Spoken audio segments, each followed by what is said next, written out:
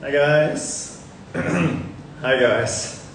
It's Gareth, me, Ralph, at the Barn Roastery in Berlin. We will have a quick session with Wilford from the Lamastus Estates. There's more than one estate in Panama, and we are featuring one of the washed geishas from El Burro estate, one of the highest location around Volcan Baru in Phuket. We fell in love with the cup when it's in a long lineup of different coffees from this running season, and it will be our next masterpiece. So today we are taking Wilford in to talk about the season, what was special about it, what was different, and why does he love the coffee as much as we do. And then afterwards we will talk about how to roast it in a couple of weeks. And so, without further ado, Wilford. Hi. Hello, how are you? Can you listen? Can you hear me? I can hear you. Is everybody okay? Can I have some thumbs? Yes. Can we hear him? By the way, my son, under the Lamastus Family Estates account, will be requesting to join too. Cool. He already joined. Okay. Good. I see it there. So how is everything going? I hear it's very hot there. It's cool here. You know, it's raining. It's a rainy season, so it's a little bit of rain. Temperature this morning was at around 14. Right now it's about 16 or so. Very good.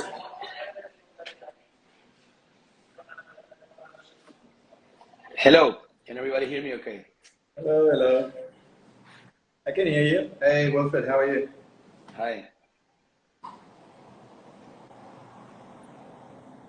So, shall we go straight in and talk a little bit about last season and your beautiful geishas and what were the challenges and what were the highlights?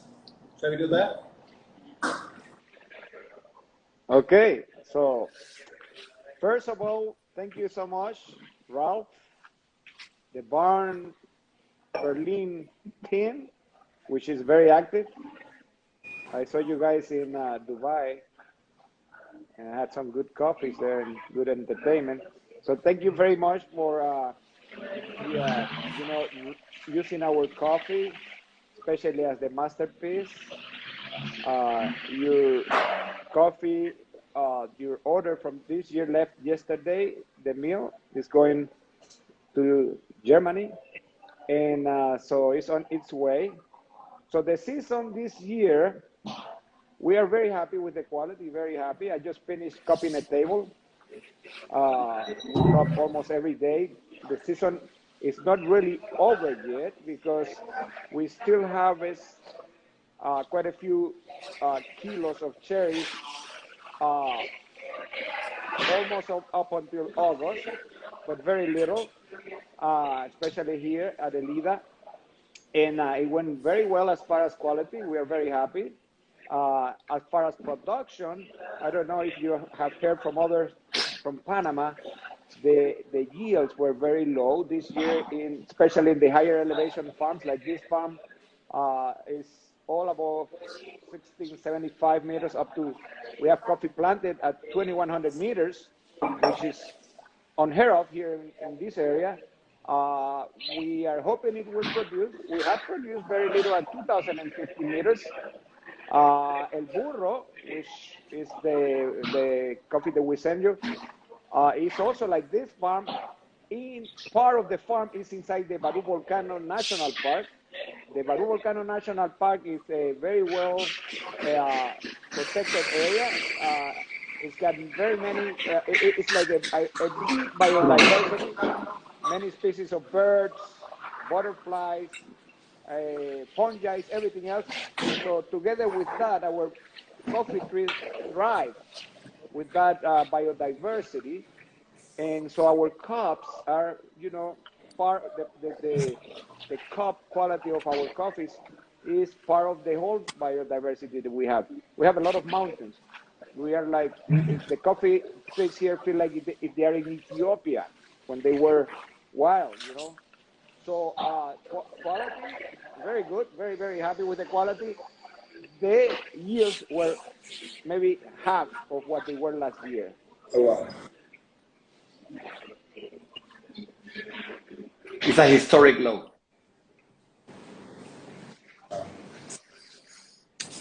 What was the main reason for the low yield? Every year is a high yield and a lower yield. Every year there's a higher yield and a lower yield. It's a normal by yearly behavior of the coffee plantation. Nevertheless, this year was way lower than expected. So most farmers, their plans and their commitments with clients had to be cut because of this situation. Now we had, for example, we are upcoming the Best of Panama. The Best of Panama overall event begins on Monday, and the main event begins next week. And one of the things that we were discussing yesterday with a bunch of producers is the low capacity of so many farmers to compete in the Best of Panama due to this situation. So it's a very critical situation. Too many of our customers, we had to tell them, hey, I'm sorry, I have to send you way less than we agreed on. And this is normally the behavior of the coffee, but it's lower. Now, there are a lot of factors that can alter the situation, which we cannot reaffirm there are, but of course there's this or that according to weather, rains, heat, stuff like that may have affected the yield. But we expect a really great year for next season. How do we know this? Because of the flowering. When you see the flowers during the flowering period, which was also very early this year than normally is. Normally it's around April, mid-April, and this year was early March where we had most of the flowering in the farms. But we were able to witness a large amount of flowers in the coffee trees. So that is an optimist scenario for next season.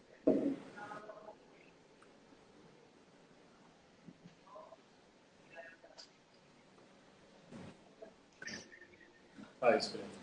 Hey, I've got a question for you guys. I would like to know a little bit about the history of the Lamastus Estates. So, and also your history with Geisha. Obviously, Geisha was brought to Panama by the Peterson family. When did your relationship with Geisha start? I can begin with this. So, our family's been growing coffee since, well, my grandmother on my father's side, they've been growing coffee since the late 1800s. My great-great-grandfather started growing coffee. He had other crops and other business activities. He was from France and he stayed in Panama because they were building the Panama Canal. And after the French sold the Panama Canal construction to the United States, a large population of French stayed in Panama, and some of them moved to their town of Boquete because of better weather and started developing different crops and different businesses, and one of those was coffee. Then on the Lamastus family, which is the most active part of the coffee in our family, it started a generation later in 1918. My great-grandfather from my father's side, so it's my father's mother's side and my father's dad's side, both were coffee producers. My father's grandfather came in 1918 to Boquete to grow coffee and to retire basically, but he started growing coffee. And since he passed away, and my great-grandmother Elida, he was from the United States, but she was from Panama, kept continue growing coffee. Then my grandfather and his brother grew coffee. And now my father is doing it. Now myself, it's working alongside my father. So we've been doing this for generations in our family. On the side, 4 generations. Geisha, 4 generations in the Lamastus family. 5 in my father's mom's family. So it's the Bute family. But the Lamastus family is more El Burro that you're getting, that's on my mother's side. Yeah. But Lamastus family is more active in coffee. So my grandfather was more active than my grandmother's side and so on. So that's why we are the Lamastus Family Estates. My father, my grandfather, and my great-grandmother's main business, main source of income was coffee. My source of income is coffee. So that's why we are the Lamastus Family Estates, because the Lamastus is the one that are involved in coffee as a primary source of income, or the only source of income. So I got into the Geisha coffee. The Petersons did not bring the Geisha coffee to Panama. The Petersons discovered the plants that was already in Panama. Panama and other parts of Central America received Geisha seeds because they were primarily brought to Latin America, first to Costa Rica, because they were resistant to the leaf rust. That was a discovery that was made in Tanzania, and in one farm, an experimental farm that was controlled by the FAO. So in order to help Costa Rica's leaf rust crisis, the FAO decided to send seeds of this specific plant to Costa Rica's center of seeds, the largest in the world, which is Tecate, so that they could redistribute the Geisha seeds around the country of Costa Rica. 9 years later, Panama was facing the same situation, and the Ministry of Agriculture in Panama decided to ask Costa Rica for help, and Costa Rica helped Panama by providing seeds from the Geisha crop. So in Panama, several farmers had Geisha seeds in their farms for 4 decades. 4 decades. Nobody had an idea that that was a special crop. Most of them decided to even get rid of it because Geisha, it's a low yield plant, and the leaf rust was already controlled in other ways. So due to production, there was no business reason why to keep it. But comes 1997, when the Peterson family gets offered this farm, which is repossessed by the bank, that had around 15 varieties. It's an abandoned farm full of other plants and the high grass.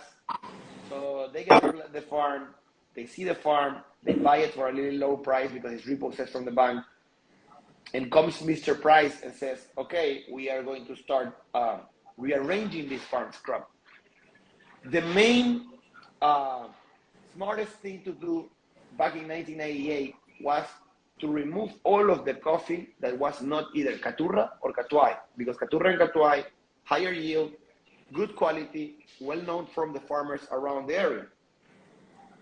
So for Mr. Price's fortune, his son Daniel was coming back from studying in a coffee tasting education in San Francisco, California.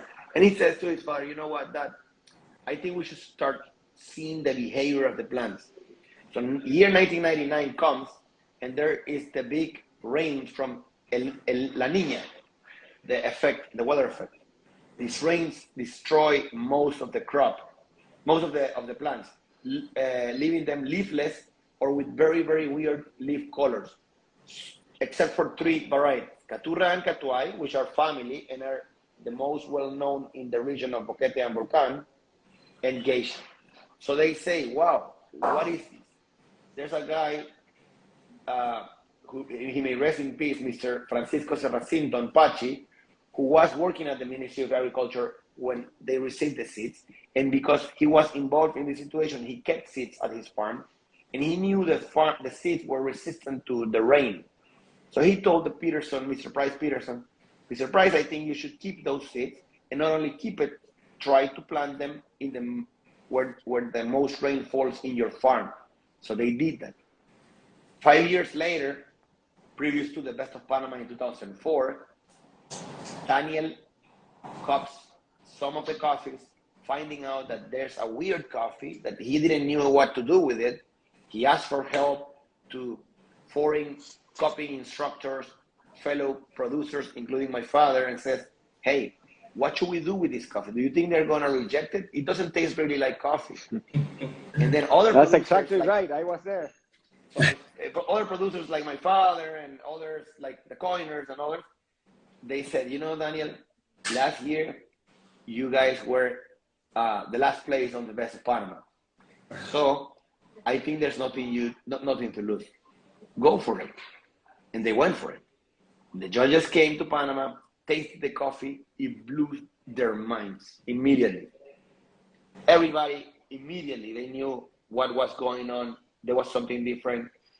Got extremely high scores, to the point that some of the judges' scores were eliminated because they were too high and the medium was not ready for that. So they win the Best of Panama. And to explain to the audience, Best of Panama is the competition similar to the Cup of Excellence. So Cup of Excellence and Best of Panama work the same way. It's just different organizations, but it's the same idea, it's the same plans, and the judges, most of them are the same, and the outcome is the same. So Best of Panama or Cup of Excellence both gets you the right to win or place high in the competition, but the main idea of these competitions is to qualify for the auction.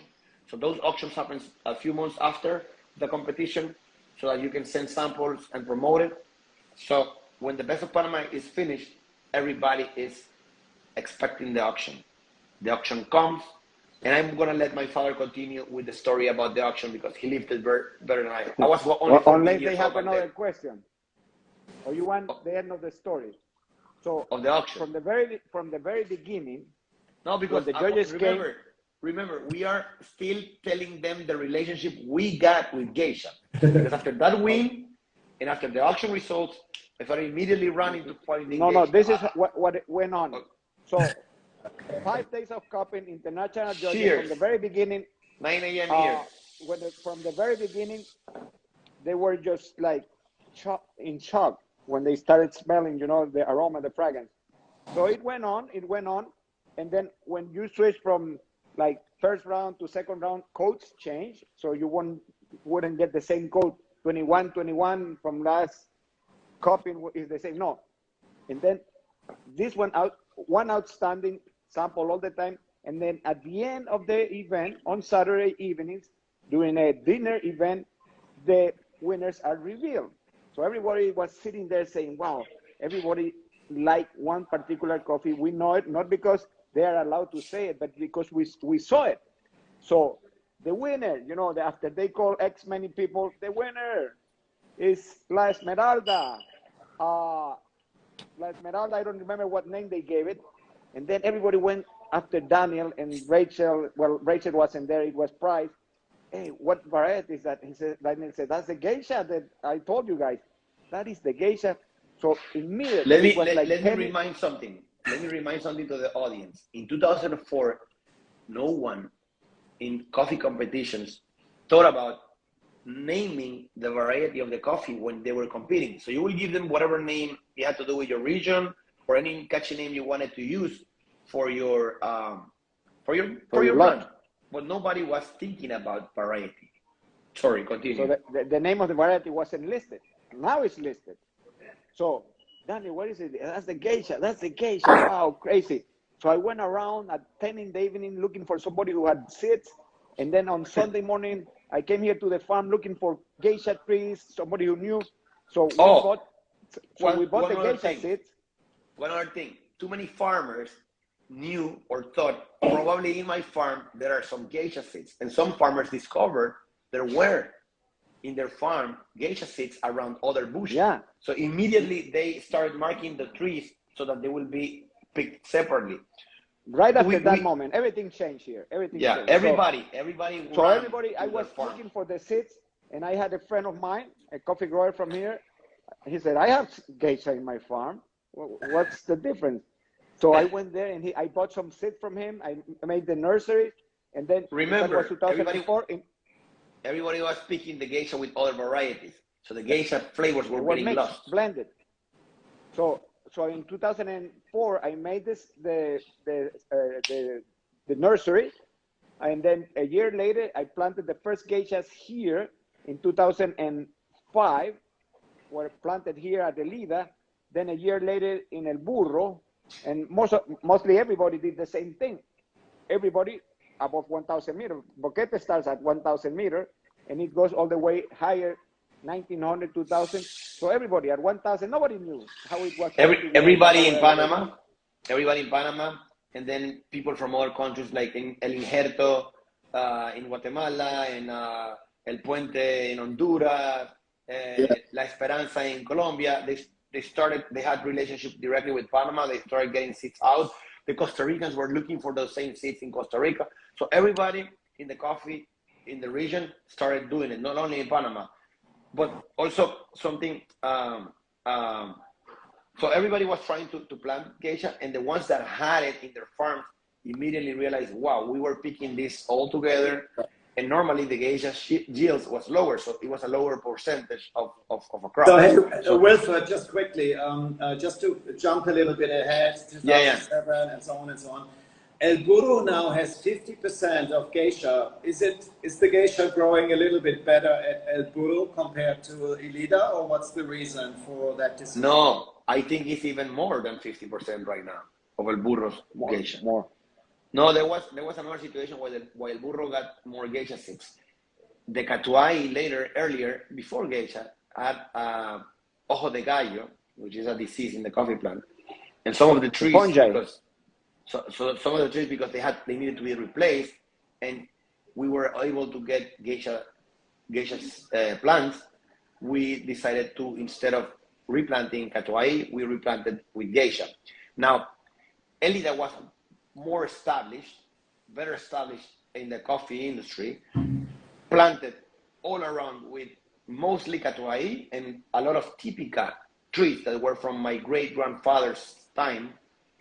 And we were not able, we were not gonna tear down parts of the farm to put more geisha. So we started planting in the emptier areas, and because the farm was already producing, there was no point of having more geisha. That's why the percentage in Elida is lower in geisha than in El Burro. But Elida and El Burro, both work perfectly in the geisha production. Now, Luito is a farm that is 100% geisha. The reason is because there was no coffee before that. And my uncle said, you know what, let's clean up this field because it was with other vegetables and fruits. Let's clean up the field and just plant geisha. And that's why it's only geisha. Yeah. How do you think, when you look at those three farms and you have the geisha profiles, how do they compare? How are they different from each other? Okay, let me tell you are they different from each other. If you look at Panama, you could look at the map. Panama starts with Costa Rica at the west, and it goes east to Colombia. As a matter of fact, when you come to Panama and you land in Panama City, when you come towards Costa Rica or towards Boquete, you're going to go a bit south. You're not going to go north, like people think that you're going to go from Colombia to Costa Rica straight north. No, you come from Colombia, you come to the west, a bit south. So, and it's very narrow. So that's why we have a canal. We have like 90 kilometers here. Where I am, the Pacific is like 45 kilometers from here, and the Caribbean is 45 kilometers from here. So you have the influence of the northern hemisphere, you know, when it's winter in the northern hemisphere. So our Luito, for example, is very close to the mountain range, close to the Caribbean. Elida is a bit further south, like 10 kilometers south from Luito, so it's a little bit further out towards the Pacific, but not that far. And El Burro is totally on the edge of the Barú Volcano, because we roll in the Barú Volcano, closer to the Pacific. So we have the influence of the Pacific Ocean in El Burro, and the influence of the Caribbean in Luito and in Elida too. Elida has more Caribbean weather influence than Pacific influence.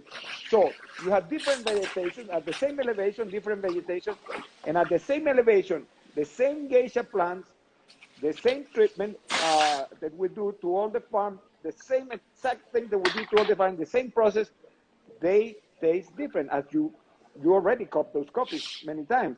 They taste different. Not only they taste different, they look different. And they look different. The seeds look different too. The seeds most of the time of the Burro are smaller. The Elida are big, nice looking geishas. And look at this picture. So this comes from the same seedlings. This is El Luito and this is El Burro. Luito is the same variety from the same seedlings. They were planted from the same exact source of the seedlings of the plant, the baby plant. I don't know how to say it in English. And they have the same treatment. That's cool. So that so There, now the difference is because in the Caribbean side, there is a year-round precipitation, while in the Pacific side, there is heavy precipitation, but the precipitation occurs during a specific time. In the Caribbean side, in Panama, so one day, if you come to Boquete for tourism or to go to farms, and if you're in downtown Boquete and you want to head to some parts of the mountains, guarantee you, even if you have to drive only 5 minutes, there's not going to be the same weather in one place or to the other one. So in El Burro, to the Pacific side, there is a period, especially when the flowering is becoming a fruit, where it's completely dry. While on the Caribbean side, it's 11 and a half months of precipitation constantly. So it never gets to be dry.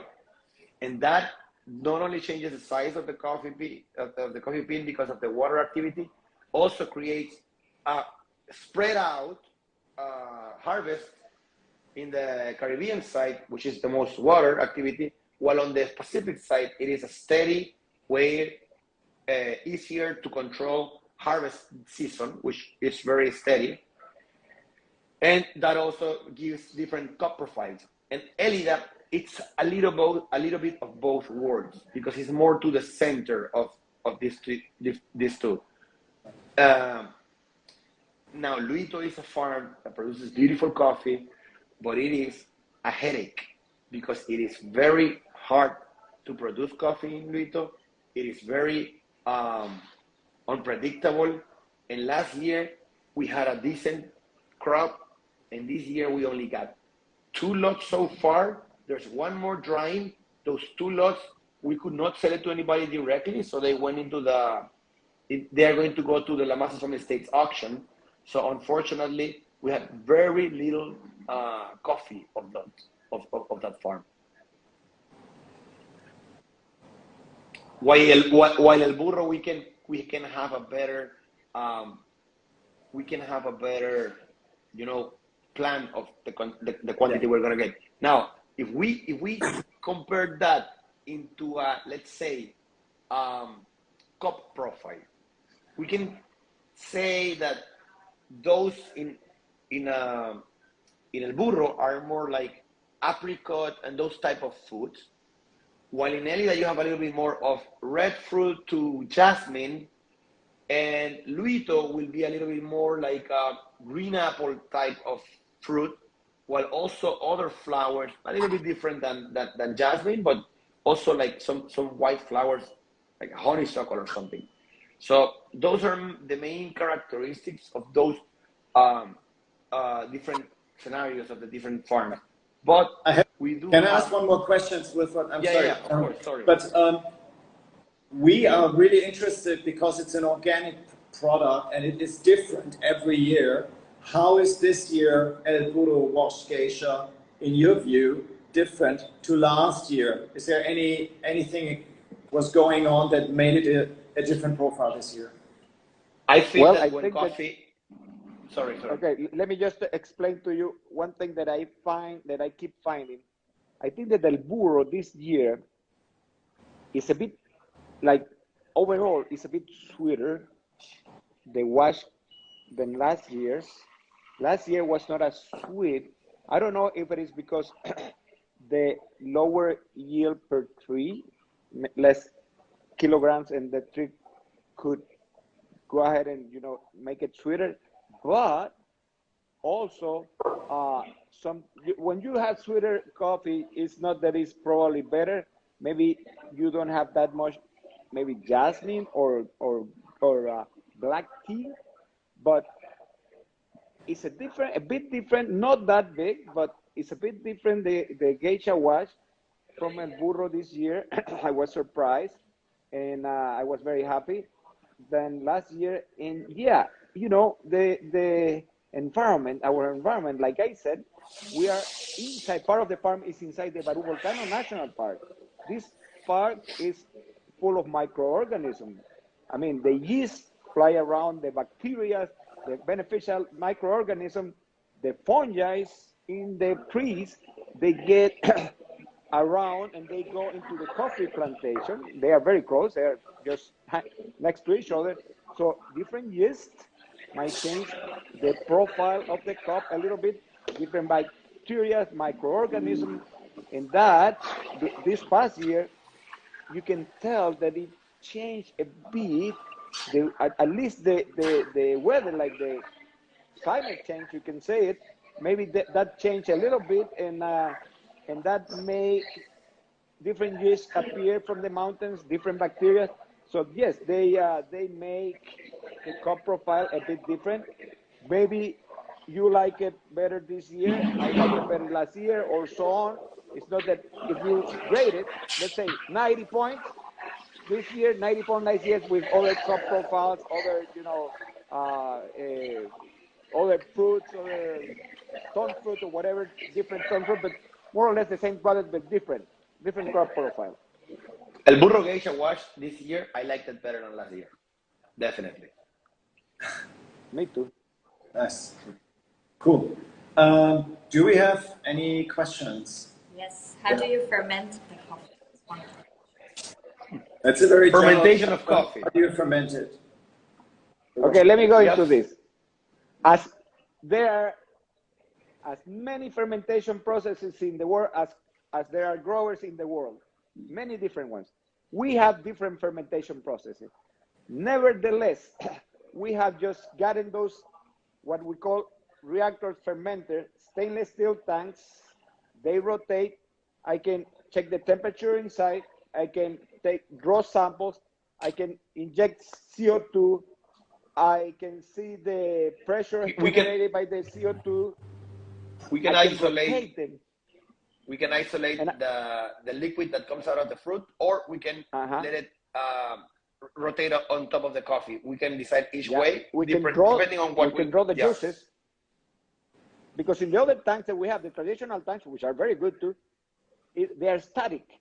So when the fruit start emitting their must or the juices, it goes to the bottom, stays in the bottom. It's difficult to take them. But this one are rotating tanks, so I can rotate them. We rotate them, and we mix evenly all the must. Must is the term in French, which is the juices generated by the fruit. Coffee is a fruit. We drink the seeds. So they are generating juices and they are mixing with all the fruits evenly, or I can just draw the juices out without breaking the seal. They are sealed, they are anaerobic. You can see the pressure in the gauge going up with the CO2. I can release them because I have a device that I can release the pressure. I can do many things with that fermenters, that reactor fermenter that we call it. And they have come out very good. This is the first year we use it. Before we were using the traditional tanks, plastic tanks. We fill it up. Which is water tanks. Water tanks that we just put the coffee in it and you let it sit.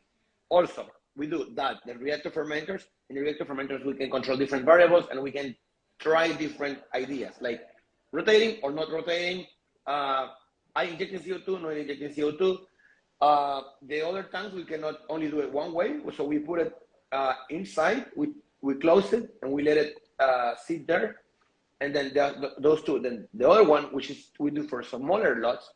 In our last year's auction, we had a really great coffee that got to be an excellent outcome. That coffee is fermented in bags. So you get a bag, you seal the plastic bag, and then it inflates. And it inflates because of the CO2. Vacuum, like your green coffee, vacuum. And then that one is fermented also. So when somebody asks how do we ferment the coffee, it's those three ways. Now the reactor fermenters we have less of them in the farm. They're more expensive, so we still use a lot of the blue tanks because we ferment most of the coffee that is natural coffee. But we change a little bit on stuff like, for example, the days. But the days normally go between 5 to 8. Those are the days we use to ferment. Sometimes more to taste, sometimes less to taste. But the main number is 6 for the Elidas, 7 for El Burros. That they have worked well. Maybe we have not experimented scientifically, but the cup taste consistently, it's the one we like. But when we talk about fermentation, we cannot leave out side for, I think it's my father's favorite fermentation, is the washed fermentation. So we put the washed coffee in the tank, sorry, not in the tank, in the bag, after peeling, after you peel it, you put it in the tank with the mucilage, which is like when you are making honey, you put it in the mucilage, and the mucilage goes to the, stays for 36 hours in the bag, and then it's cleaned with water like this. We use a little amount of water in these blue tanks until it rinses out the mucilage, and it's a very clean wash process. We call That's it a wash. hand wash. Because yeah. we also do the natural, right? Yeah. This is the hand wash process. Hand wash. Now, we don't use machine to wash the coffee. No machine touches the coffee. No machine. Ever. No, we don't wash it. In the last year, we have not used machine to do anything. So it's the fermenters are not machines; they are, devices. And now the drying, most of it goes into the sun. Some of it is covered, but most of it goes into the sun. So as you can see here, we also have washed, and we have a lot of naturals. So we try to do a slow drying process, which means leaving a thick layer and periodically raking it so that the drying period extends to the traditional one. Traditionally, 7 days for washed coffees. We try to aim for 14 or more. Traditionally, 10 days to 14 days for natural coffees. We try to aim for 21 to 30. So it's a slow and dry process. That's why we call it ASD, which means anaerobic slow dry, which slow dry comes after the anaerobic fermentation. Cool. Yeah, anything else? No more questions. My God, you explained so much, we have no more questions. Everybody's happy. When are you coming to Berlin? Yeah, welcome to come. A lot of Germans come here, Yeah. I know, I'm serious, many Germans. After the Americans, which is close, are the Germans. Canadians, maybe. We have to go back. So I went to Berlin. I went to the barn during World of Coffee, but I was with my wife in Prague when my father went to the event where he met you, where it was that Stefanos was brewing coffee. We were in Prague that day. But yeah, we did visit the barn before leaving to Prague, and I enjoyed it a lot. Oh, thank you. And also, I went to the barn at Dubai, which is a pretty cool location. Love it. Come to Palma next. Yeah. Yeah. So we were supposed to be together like you two are but I had to stay. I was flying to Panama, to Boquete. I'm in Panama City now. I had to stay here, so. Okay. But I was able to get online. Now I wanted to say something else. I've witnessed around my travels to Europe how the barn has created so much brand awareness, and it's so much around in different coffee shops around Europe and other parts of the world, which is something that I'm very proud of being able to provide coffee for the barn, since I can see how strong it is around with a synonym of specialty coffee, which is pretty cool. And also, when I saw the TV series, the Unorthodox, when I saw the barn, I got pretty excited. Yeah, exactly. Yeah. Our little I remember logo on the apron. Remember? Yeah. You're famous. You guys are famous. Yeah. Listen, guys, we are so proud that you give us time and that you give us access to your most amazing coffee. So we are all so thrilled to feature your coffee, and I think it's the third or fourth time we have your coffee in our masterpiece subscription, which we are really sending out into, I don't know, 50, 60 countries at least, Anna. So Cool. First week of August, we will feature the El Burro washed geisha, and we are so proud to have you again. Thank you so much. Yeah. And I We are want to say also something very else. proud and happy. I want to say something else. Yes. Two things. The first one, everybody that is tuning in the live, Best of Panama is coming, so stay tuned for results. That's going to be pretty fun. Whoever wins is going to be an amazing coffee. And the second thing I wanted to add is when we were talking about geisha coffee, and I corrected that Daniel was not the one that, the Petersons were not the ones that brought geisha to Panama, but the way they did it, the way they decided to put in the competition, the way they were patient, they copped it, they were not impulsed by doing what everybody else was doing, was probably the pivot moment that changed the specialty coffee industry, not only for Panama, but the entire producing world. So we as colleagues and friends, we are super thankful for that they were in the industry. So geisha coffee, it's a great thing for us, a great thing for our country, and it's the reason why my father and I were working together in coffee, and we are not on some other industries.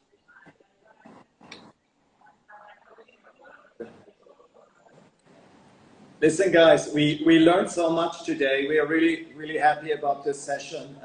We don't want to overdo the time. We will do another session where we talk about the roast, and we do another session where we talk about how to brew your coffee once we roasted it.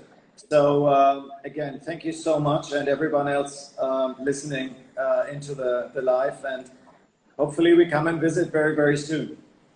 Thank you so much. And one last thing.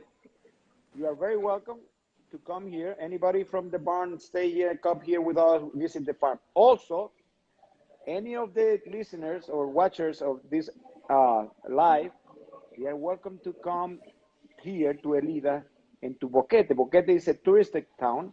We have coffee tours here, very good coffee tours that we have. We show everything, where your coffee came from and everything else. And we have a lot of Germans coming here, so it's very good for Germans. They come here often, and they have many activities here around town. So welcome to come. Thank you so much. We appreciate it to consider us for your life. This is amazing. You are amazing people, and we're very happy to work with you. Good luck. Thank you. Thank you. Bye. See you soon. Thank you. Bye-bye. Ciao. Tschüss.